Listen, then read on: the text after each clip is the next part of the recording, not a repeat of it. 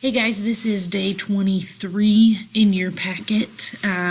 This one requires a little bit of a trick in order to figure out the correct answer.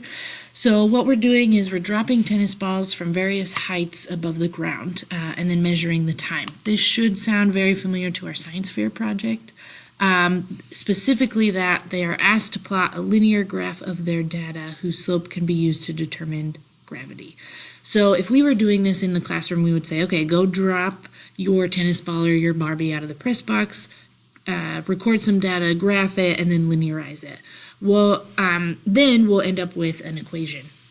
The AP test would rather you know that equation and then work backwards. So you don't need a cheat sheet to figure it out.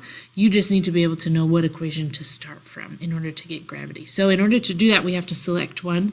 We know gravity is implying a constant acceleration, and so we want one of our UAM equations. We need one with a displacement, which we're going to call a height. We need one with a time, and we need one with gravity. And so in this case, it's going to be this one.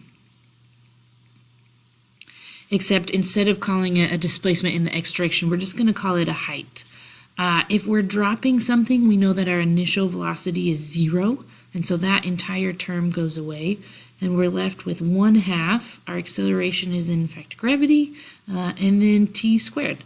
And this looks a little bit like our slope-intercept form, and so what we can see is that our height is actually going to be on our y-axis. X is going to correspond to the t squared, and everything that's left is going to be our slope.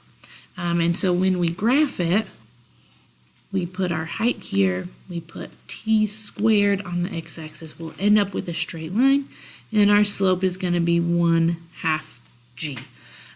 If we were doing this the old way, we would know that when we dropped a ball from some height, we would get our open parabola like this. We all did this a couple times. If we were to use our cheat sheet and linearize it, we would know that graphing t squared would give us that straight line, and from there we could find our slope the old way. So the trick is, for the AP test, do you know some equation that's going to use the variables they give you, and then can you manipulate it so that it goes into our slope-intercept form? If yes, then when we graph it, we will get a straight line.